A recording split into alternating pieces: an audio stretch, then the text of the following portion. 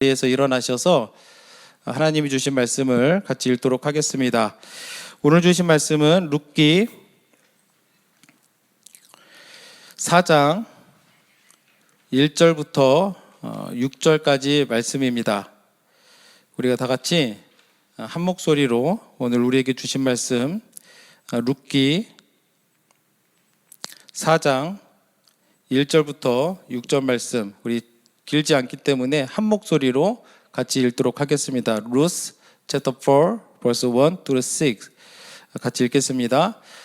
보아스가 성문으로 올라가서 거기에 앉아 있더니 마침 보아스가 말하던 기업 물을 자가 지나가는지라.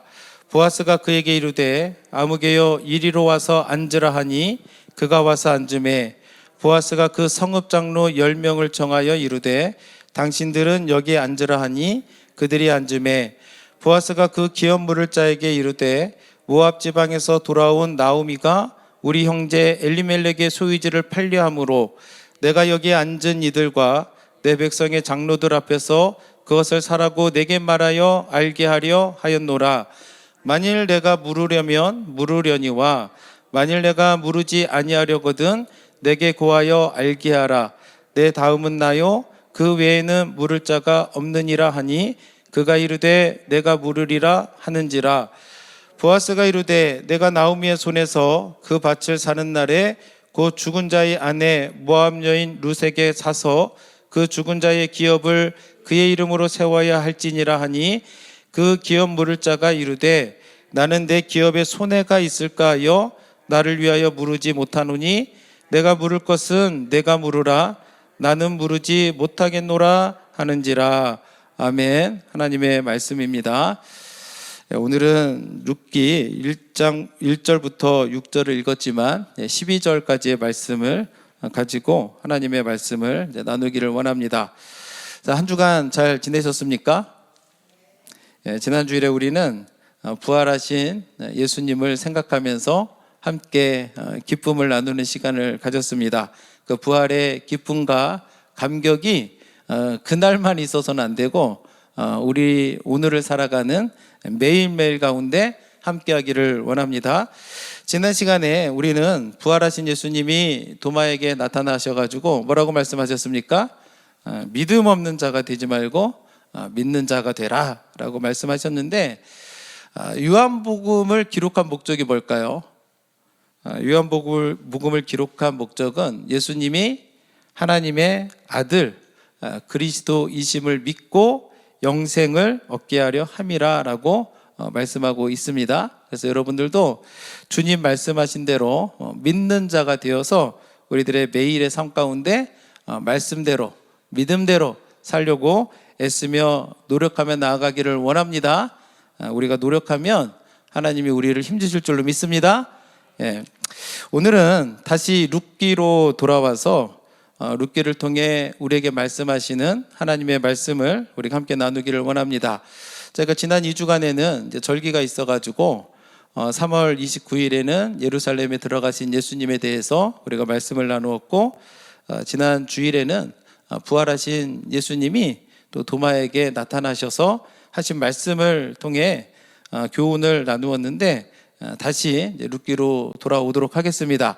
이 중에는 룻기의 말씀을 아주 깊이 있게 잘 아시는 분도 있을 것이고, 반면에 룻기의 이야기가 조금은 생소한 분들도 있을 것이기 때문에 1장부터 3장의 이야기를 아주 짧게 리뷰하고 또 오늘을 통해 주시는 말씀을 보고자 합니다.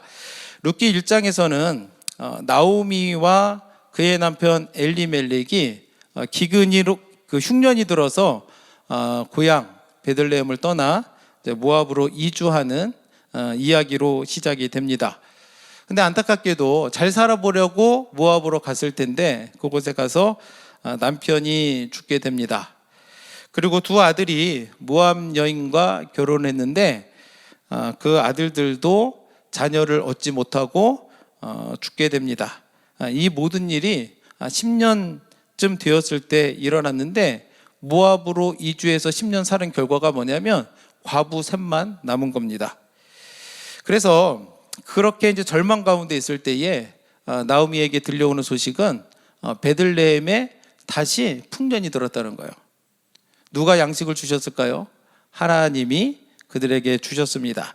그래서 그곳에 풍년이 들었다는 소식을 듣고 이제 돌아갈 결심을 합니다. 처음에는 그 나오미와 며느리 둘이 함께 출발하지만 중간에 나오미가 며느리들에게 돌아가서 재혼해서 살아라 라고 이제 그 강권하니까 오르바는 나오미의 말을 듣고 돌아가는데, 룻은 어머니의 백성이 나의 백성이 되고 어머님의 하나님이 나의 하나님이 될 것이다 라고 하는 아주 놀라운 신앙의 고백을 하면서 나는 돌아가지 않겠다라고 그렇게 이야기를 합니다.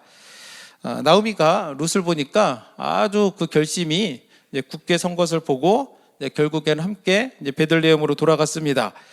나오미가 베들레헴으로 돌아가기는 했지만 나오미의 마음속에는 원망과 불평이 가득했습니다. 그래서 뭐라고 하냐면, 내가 풍족하게 나갔더니 여호와께서 내게 비어 돌아오게 하셨느니라 라고 이야기합니다. 자신에게 처한 모든 불행, 내게 다가온 모든 아픔과 어려움이 하나님 때문이다 라고 생각을 하고 원망하고 불평하는 모습을 보게 됩니다. 그러면서 2장이 시작되는데, 2장에서는 1절에서 하나님께서 룻을 회복시키시고 은혜를 베풀기 위해서 숨겨놨던 보아스의 이름이 등장을 합니다. 성경은 보아스를 향해서 유력한 자라고 그렇게 소개합니다. 그들이 베들레헴으로 돌아온 다음에 룻이 먼저 이렇게 이야기를 합니다. 내가 나가서 곡식을 줍겠다. 그리고 나서 밭으로 가게 됐는데, 그 밭이 누구 밭이었습니까? 보아스의 밭으로 가게 됩니다. 근데 때마침 룻이 보아스의 밭에 갔는데 그 밭의 주인이었던 보아스가 또 그곳에 가게 됩니다. 그래서 룻을 만나게 되고 보아스는 룻에게 많은 도움과 배려를 제공해 줍니다. 다른 밭으로 가지 마라, 우리 밭으로만 계속 와라. 그리고 종들에게 명령해서 보호해 주게 하고, 또 건드리지 못하게 하고, 목이 마르면 물을 마시게 하고, 또 점심도 같이 먹는 등 많은 도움을 주어서 이제 룻은 이삭 줍는 양으로는 매우 드물게 아주 많은 양의 곡식을 통해서 모아가지고 이제 돌아가게 되는데, 보아스는 도와주기는 했지만, 관심과 배려를 베풀었지만 룻에게 청혼하지는 않았습니다. 근데 3장에 돼서는 이제 나오미가 룻에게 더 큰 은혜가 있다. 매일의 양식은 우리가 얻을 수 있지만 내가 안식할 곳이 필요하다라고 해서 타작마당에 있는 보아스에게 나아갈 것을 제안합니다. 그래서 룻에게 목욕하고 몸에 기름을 바르고 의복을 갈아입고 타작마당에 가서 그의 그 발치 이불을 들고 옆에 누워라 라고 그렇게 이야기를 해줍니다. 이게 힘든 일이었다는 것을 지난 2주 전에 우리가 나누었습니다. 위험하죠. 힘들죠. 보아스가 깜짝 놀라서 넌 누구냐?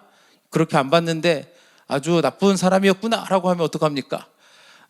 뭐 그렇게까지는 안 했지만 나는 그렇게 할 수가 없다라고 거절하면 여자 입장에서 얼마나 수치가 되겠습니까? 여러 위험에도 불구하고 룻은 시어머니가 말한 대로 다 행하게 됩니다. 그래서 몸을 단장하고 옷을 갈아입고 또 보아스 옆에 가서 누웠는데 보아스가 자다가 깜짝 놀라가지고 네가 누구냐? 라고 하니까 룻이 뭐라고 하냐면 당신의 옷자락을 펴 당신의 여종을 이제 덮으소서라고 말하면서 당신이 우리의 이제 기업 물을 자가 된다라고 말해줍니다. 보아스는 그 말을 듣고 나서 이제 룻을 향해 하나님께서 내게 복 주시기를 원한다 말하고, 또 룻을 향해서 내가 현숙한 여자라는 것은 온 동네 사람들이 다 안다라고 말해주면서 나보다 더 가까운 기업 물을 자가 있다라는 것을 말해주게 됩니다. 그러면서 아침에 가서 내가 그 사람을 만나봐서 그가 기업을 물을 것인지 물어보고, 그가 기업을 물지 않는다면 내가 그 기업 물을 자의 책임을 이행하겠다고 약속하고 이제 보리 6대를 주어서 이제 돌려보내게 됩니다. 룻이 시어머니에게 가서 이제 보아스가 했던 것들을 다 말해 주었습니다. 그랬더니 나오미가 룻에게 뭐라 하냐면 룻기 3장 18절 말씀에 보시면 내 딸아 이 사건이 어떻게 될지 알기까지 앉아 있으라. 그 사람이 오늘 이 일을 성취하기 전에는 쉬지 아니하리라 하니라 라고 성경은 말씀하면서 3장이 끝나게 되고 이제 오늘 우리가 4장의 말씀을 읽었습니다. 그 다음은 어떻게 되었을까요? 궁금하지 않으십니까? 그 다음이 어떻게 되었는가? 우리가 오늘 말씀을 통해서 보면서 기업 물을 자의 책임을 보아스가 어떻게 이행했는가, 그리고 보아스가 그것을 했을 때에 하나님이 어떻게 축복하셨는가를 보면서 오늘도 하나님이 우리에게 주신 그 허락하신 은혜를 함께 나누기를 원합니다. 보아스가 이제 날이 밝았습니다. 그리고 나오미는 하나님이 어떻게 일하시는지 한번 보자라고 이렇게 말을 했습니다. 그래서 날이 밝자 보아스는 어떻게 하냐면 기업 물을 자의 책임을 이행하기 위해서 성문으로 갔습니다. 성문은 문자적으로 출입문을 이야기를 합니다. 그냥 사람들이 왔다 갔다 하는 이제 성문을 가리키는데, 고대 이스라엘 사회에서 성문은 단순한 출입구가 아니었습니다.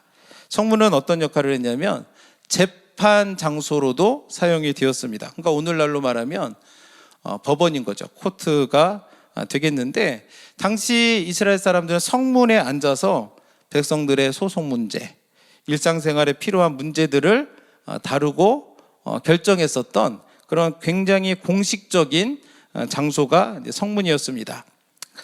보아스가 기업 물을 자의 그 책임을 이제 법적으로 해결하기 위해서 이제 성문으로 갔는데, 성경은 뭐라고 기록하고 있냐면 마침 보아스가 그 성문으로 가까이 갔을 때에 보아스보다 가까운 기업 물을 자가 그 성문 곁을 지나가는 것을 보게 됩니다.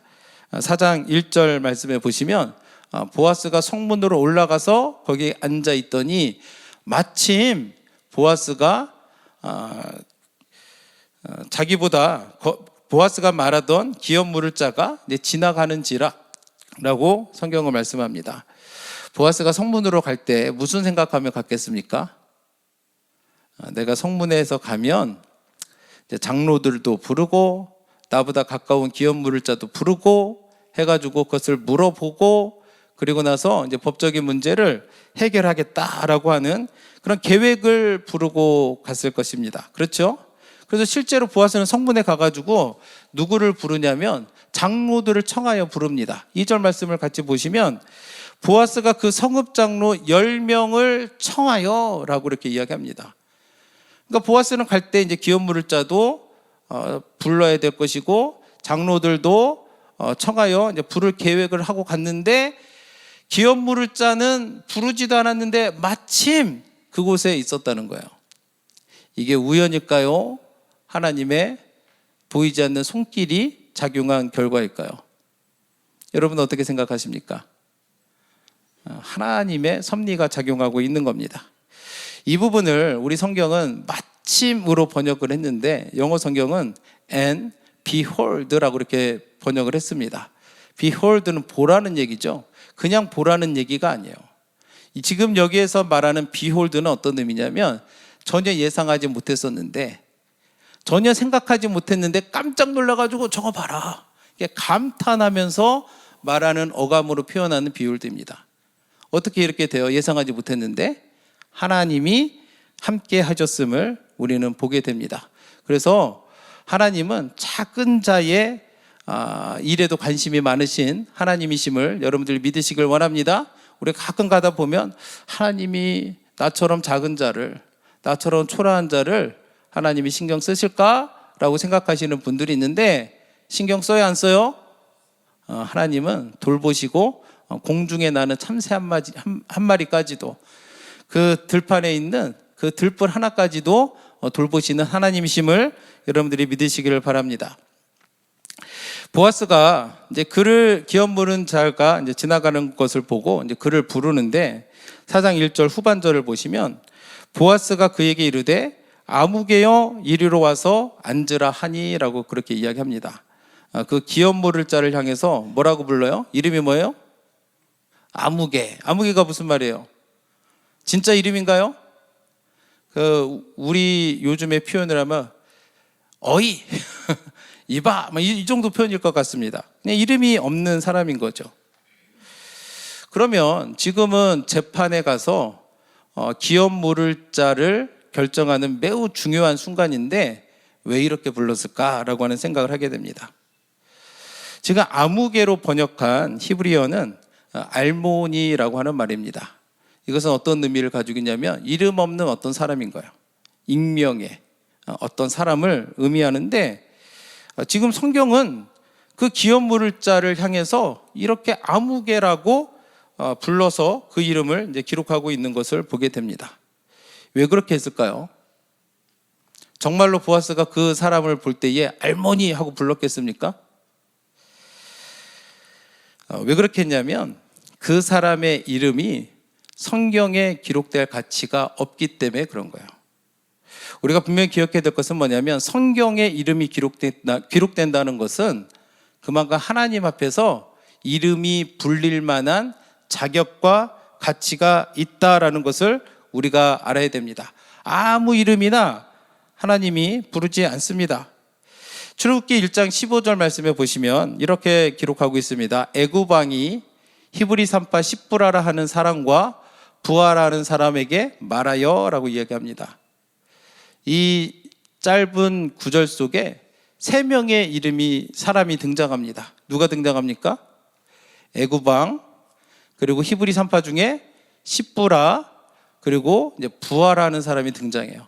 근데 눈여겨볼 거는 애굽 왕은 이름이 없어요. 있습니까? 없습니까? 없죠. 애굽 왕은 타이틀이에요. 타이틀. 이름이 아닌 거예요. 그런데 히브리 산파는 이름이 있습니까? 없습니까? 있죠. 십부라 혹은 부하라고 이름이 불립니다. 여러분이 볼 때에 애굽 왕과 히브리 산파 중에 누가 더 중요해 보입니까? 여러분들이 객관적으로 한번 생각을 해보세요. 그 당시는 히브리 사람들은 노예였어요. 애굽에서. 그러면 애굽의 왕이 더 중요해 보여요? 아니면 히브리 산파가 더 중요해 보여요? 이거는 뭐 묻는 것 자체가 의미가 없죠. 당연히 왕이 중요하죠. 근데 왕의 이름은 없어요, 성경에. 그냥 타이틀만 적어놨습니다. 그리고 우리가 볼 때는 보잘것없는 것 같은데 히브리 산파의 이름은 성경에 기록이 돼 있다는 거예요. 왜 그럴까요? 16절과 17절 말씀을 같이 보도록 하겠습니다. 이르되 너희는 히브리 여인을 위하여 해산을 도울 때에 그 자리를 살펴서 아들이거든 그를 죽이고 딸이거든 살려두라. 그러나 산파들이 하나님을 두려워하여 애굽 왕의 명령을 어기고 남자 아기들을 살린지라 라고 기록되어 있습니다. 왜 성경이 우리 눈으로 보면 보잘것없는 2명의 히브리 산파의 이름은 기록했는데 애굽 왕의 이름은 기록하지 않았을까? 그 보잘것없는 그 2사람이 성경의 이름을 기록할 만한 그런 가치가 있는 사람이었기 때문임을 우리가 기억해야 될 줄로 믿습니다. 어떤 가치가 있느냐? 하나님을 두려워해서 뭐 했습니까? 왕의 명령을 어기고 하나님을 두려워하는 마음으로 옳은 일을 했다라는 거예요. 우리들도 이런 사람 되기를 원합니다. 우리가 이런 일을 하면은 하나님이 우리를 기억하시고 우리 이름을 불러줄 줄로 믿습니다. 그렇다면 다시 본문으로 와서 그 보아스보다 더 가까운 기업 물을 자를 향해서 아무개라고 부릅니다. 그 사람은 무엇을 못했을까요? 뭘 못했냐면 하나님께서 주신 사명을 감당하지 못한 거예요. 기업 물을 자라고 하는 것은 누가 주신 말씀입니까? 하나님이 주신 말씀인 거예요.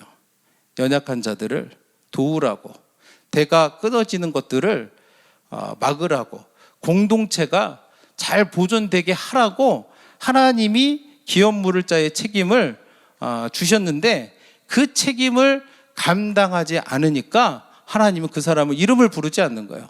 뭐라고 합니까? 아무개라고 이야기합니다. 처음에 보아스가 그 사람을 몰랐겠습니까? 성경 보면 뭐라고 하냐면 우리 형제 엘리멜렉, 그래. 우리 형제 엘리멜렉. 그 얘기는 뭐냐면 친척이라는 거예요.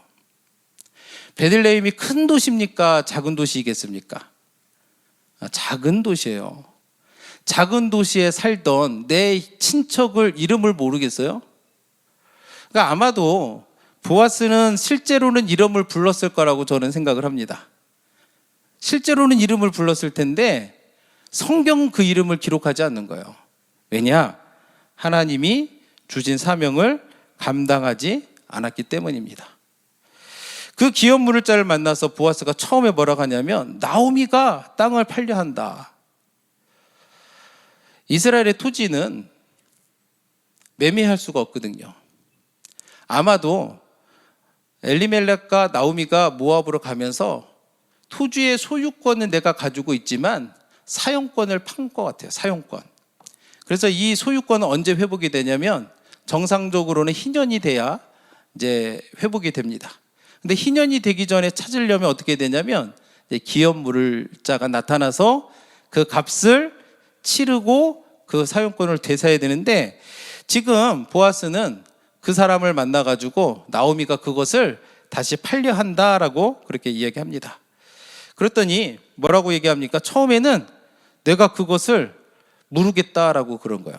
왜 그랬을까요? 생각해 보니까 나한테 이득이 되거든요. 나오미는 애가 없잖아요. 남편도 죽었죠. 아들도 죽었죠. 그래서 내가 기업 모르고 있다가 나오미가 죽게 되면 그 땅은 누구 거 되겠습니까? 내 거 되니까 이게 웬 횡재냐 해가지고 처음에 물어보니까 고민도 안 해요. 내가 하겠다라고 합니다. 근데 보아스가 한 가지를 더 가르쳐 줍니다. 뭐를 가르쳐 주냐면 며느리가 있어. 모압 여인이야. 룻과 결혼해서 아들을 낳아줘야 되고 그 기업을 아들의 이름으로 해줘야 돼. 이렇게 말한 거예요. 어떻게 얘기했을까요? 6절 말씀을 같이 보도록 하겠습니다.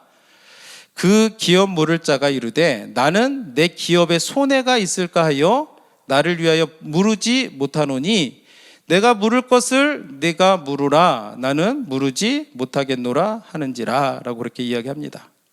처음에는 이익을 보게 될 것 같으니까 내가 하겠다라고 했다가 룻의 얘기를 꺼내면서 그의 자식에게 기업을 물려줘야 된다라고 했더니 뭐라고 말해요? 손해가 될까 봐 나는 못하겠다라고 그렇게 얘기합니다. 이것이 그의 이름이 지워지고 아무개로 성경에 기록된 이야기입니다. 사명이 있는데 손해보기 싫어가지고 사명을 포기했더니 어떻게 돼요? 이름이 지워지고 그냥 그저 아무개일 뿐이다라고 성경은 이야기하고 있습니다. 이 이야기를 통해서 오늘날 우리들을 돌아보기를 원해요. 우리 주변에도 이런 사람들이 많이 있죠. 손해보기 싫어서 하나님이 주신 사명 감당하지 않는 사람들, 손해가 될까 봐 하나님이 부르신 그 자리를 외면하는 사람들이 많다는 거예요. 어떤 사람들은 시간을 손해보는 것이 아까워가지고 하나님이 부르신 자리를 외면합니다. 시간이 아깝다는 거예요. 내가 공부해야 되는데 그 시간이면 공부하지. 그 시간이면 내가 좀 더 일을 하지. 시간이 아까워서 하나님이 부르신 그 부르심을 외면하는 사람들이 있어요.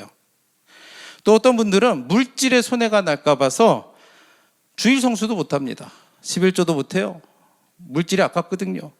그리고 또 주일도 하지 않습니다. 하면 손해볼 것 같거든요. 또 어떤 사람이 있냐면 인간관계에서 또 이제 힘들까 봐 괜히 얽히면 고생한다, 힘들다, 막 이런저런 이유로 인해서 하나님이 우리를 부르신 그 뜻대로 살지 못하고 사명을 감당하지 않는 사람들이 있습니다. 그런데 오늘 우리가 이 말씀을 통해서 기억해야 돼요. 사명을 외면하는 사람들은 하나님도 그 이름을 외면한다는 거예요. 그래서 내가 사명을 감당하지 않으면 나도 하나님 앞에서 아무개로 기억될 수밖에 없구나 라고 하는 그런 무거운 마음을 가지고 우리가 주님이 우리를 부르실 때에, 주님이 우리에게 말씀하실 때에 우리가 아멘으로 화답하고 나아가야 될 줄로 믿습니다. 지금 아무개가 손해가 있을까 봐 기업을 무르지 못하겠다고 합니다. 그때 보아스는 어떻게 합니까? 내가 대신 기업을 무르겠다라고 얘기합니다. 4장 9절과 10절 말씀에 보시면 보아스가 장로들과 모든 백성에게 이르되 내가 엘리멜렉과 기론과 말론에게 있던 모든 것을 나오미의 손에서 산 일에 너희가 오늘 증인이 되었고 또 말론의 아내 모압 여인 룻을 사서 나의 아내로 맞이하고 그 죽은 자의 기업을 그의 이름으로 세워 그의 이름이 그의 형제 중과 그곳 성문에서 끊어지지 아니하게 하며 너희가 오늘 증인이 되었느니라 하니라고 이야기합니다. 보아스가 내게 하겠다라고 얘기해요. 근데 수많은 증인들을 세워놓고 그 얘기를 하는 거예요. 이 얘기는 뭐냐면 누가 이제 나중에 딴소리를 못하는 거예요. 그리고 본인도 내가 해놨다가 사람 마음이 화장실 들어갈 때하고 나올 때 다르다고 또 이것저것 생각하면 내가 괜히 했나고 말 바꾸는 사람들 많잖아요. 근데 여러 증인들 앞에 세워서 내가 하겠다, 내가 기업을 무르겠다라고 하면서 그 법적인 그 효력을 완전하게 하겠다라고 보아스가 그렇게 얘기합니다. 보아스가 기업을 무르겠다라는 것은 그냥 기분으로만 하는 게 아니에요. 실제로는 상당한 페이를 해야 됩니다. 상당한 대가를 지불해야 되는 거예요. 기업을 무른다는 것은 대가를 지불하고 하는 거예요. 그냥 말로만 하는 게 아닙니다. 근데 지금 보아스는 손해를 볼 걸 알면서도 하나님이 주신 사명을 감당하기 위해서 내가 기업 무를 자가 되겠다라고 이야기합니다. 하나님이 보아스를 어떻게 축복하셨을까요? 오늘 본문은 성문에 있던 모든 백성들과 장로들이 보아스와 룻을 향해서 세 가지 축복을 하는 것을 보게 됩니다. 첫째는 무슨 축복을 하냐면 모든 백성과 장로들이 룻이 이스라엘의 집을 세운 라헬과 레아 두 사람과 같게 해달라고 그렇게 축복합니다. 11절 말씀 앞부분을 보시면 성문에 있는 모든 백성과 장로들이 이르되 우리가 증인이 되나니 여호와께서 내 집에 들어가는 여인으로 이스라엘의 집을 세운 라헬과 레아 두 사람 같게 하시고, 지금 보아스의 아내가 될 룻을 위해서 축복하는 거예요. 그가 어떤 여인이 되기를 원하느냐? 라헬과 레아처럼 되게 해달라고 기도하고 축복합니다. 라헬과 레아가 누구예요? 야곱의 두 아내입니다. 야곱의 12아들을 통해 가지고 이스라엘 민족이 형성이 되었습니다. 그러니까 어떻게 보면 라헬과 레아는 굉장히 이스라엘 그 사람들에게는 그 국모와 같은 사람인데 지금 룻을 향해서 그러한 복을 빌어주고 있는 것입니다. 룻이 누구예요? 모압 여인이에요. 모압 여인인데 그 여인을 축복해가지고 이스라엘의 국모와 같은 라헬과 레아와 같은 그런 사람이 되게 해달라고 축복하는 것을 보게 됩니다. 실제로 룻의 이름은 예수님의 족보에 올라가는, 그래서 그들이 축복했던 것이 실제로 이루어지는 것을 우리는 성경을 통해서 알고 있습니다. 두 번째, 그들은 어떤 축복을 하느냐? 보아스를 향해서 축복합니다. 보아스가 유력하고 유명한 자가 되게 해달라고 축복하는 거예요. 4장 11절 후반절을 보시면 내가 에브라데서 유력하고 베들레헴에서 유명하게 하시기를 원하며 라고 이렇게 축복을 합니다. 보아스는 사명을 감당함으로 실제로 어떻게 됐습니까? 유력한 자가 되었고 하나님 앞에서 유명한 자가 되었음을 우리가 기억해야 될 줄로 믿습니다. 그 앞선 사람은 손해가 날까 봐 안 했더니 어떻게 돼요? 그 이름이 지워졌잖아요. 반면에 손해인 것을 알면서도 하나님이 주신 사명을 기쁨으로 감당했던 보아스는 어떻게 됩니까? 유력한 자가 되게 하셨다는 거예요. 이거 손해예요? 아니면은 이게 손해입니까? 우리 인간적인 생각으로 보면 손해인 것 같지만 하나님이 그를 유력한 자가 했어요. 손해입니까? 이득입니까? 이득이죠. 하나님이 그 이름을 유명하게 만들어 주셨다는 거예요. 이게 손해예요? 이득이에요? 그러니까 우리가 잠깐 눈에 보이는 거에만 매지 말고 우리가 크신 하나님의 그 뜻을 헤아리면서 우리가 믿음 안에서 순종하며 나아가야 될 줄로 믿습니다. 세 번째는 보아스와 룻의 후손이 베레스의 집과 같게 되기를 축복합니다. 이것은 후손을 향해서 축복하는 거예요. 첫째는 아내를 향해서, 둘째는 남편을 향해서, 셋째는 그의 자손을 축복하는 것을 보게 되는데 12절 말씀에 보시면 여호와께서 이 젊은 여자로 말미암아 내게 상속자를 주사 내 집이 다말이 유다에게 낳아준 베레스의 집과 같게 하시기를 원하노라 하니라라고 이야기합니다. 지금 베레스의 이야기는 창세기 38장에 나오는데 다말은 유다의 며느리였습니다. 아들과 결혼했는데 아들이 약하다 보니까 하나님이 죽게 하시는 거예요. 그러면 이스라엘 민족들은 우리가 룻기에서도 보지만 형이 아들 없이 죽으면 누가 그 의무를 집니까? 동생이 그 의무를 지는데 동생이랑 결혼을 했습니다. 근데 동생도 악한 거예요. 그러니까 하나님이 악하니까 또 죽이는 거야. 그러니까 룻이 겁이 나는 거야. 아들만 그 시집을 보내면 다 죽어나가니까 우리가 옛날에 막 이런 거 있었잖아요. 뭐 며느리가 잘못 들어왔네, 막 이런 얘기 했잖아요. 근데 그런 생각을 하는 겁니다. 그래가지고 그 막내가 있었는데 일부러 안 주는 거예요. 어리다고 핑계 대면서 집에 가 있으라. 애가 크면 연락하겠다. 근데 이제 그 아무 소식이 없으니까 다말이 위장을 해가지고 유다에게 접근해가지고 이제 동침해가지고 아들을 낳게 됩니다. 그래서 쌍둥이를 낳게 되는데 처음에 어떤 한 아이가 나오려고 하는 거예요. 그래서 손목에다가 붉은 실을 매줬는데 갑자기 걔가 들어가고 그 뒤에 있던 애가 먼저 나오는 거예요. 그 먼저 나오는 애가 누구예요? 베레스라는 거예요. 베레스. 그래서 베레스의 이름이 뜻이 뭐냐면 이 터져 나왔다, 돌파하다, 뭐 역전하다라고 하는 의미를 가진 이제 베레스라고 하는 그 뜻으로 그 이름을 지었습니다. 근데 이 베레스가 어떤 역할을 하게 되냐면 마태복음 1장 3절에 보면은 예수님의 족보가 나오는데 베레스를 통해 가지고 누가 와요? 예수님이 이 땅에 오시는 거예요. 우리가 아는 것처럼 룻과 보아스가 결혼해서 누구를 낳습니까? 오벳을 낳습니다. 오벳이 또 누구를 낳아요? 이새를 낳고 이사가 또 누구를 낳습니까? 다윗을 낳는 거예요. 그러니까 지금 이 장로들이 그냥 말한 것 같지만 하나님이 그들의 말을 들으시고 어떻게 합니까? 그대로 이루시는 하나님을 우리는 성경을 통해 가지고 우리가 보게 되는 것을 보게 됩니다. 그렇기 때문에 우리가 너무 자꾸 눈앞에 보이는 이익을 가지고 살아가면 안 될 줄로 믿습니다. 눈앞에 있는 이익보다 더 큰 게 있어요. 그게 뭐예요? 하나님의 말씀입니다. 그 말씀에 순종하며 나아가기를 주님의 이름으로 축원합니다. 처음에 그 기업을 물을 사람은 손해낼까 봐 안 했잖아요. 보아스는 손해가 나지만 그것이 하나님이 기뻐하시는 것임을 알고 했잖아요. 지금 보시면 누가 더 이득을 받습니까? 보아스가 이득을 받잖아요.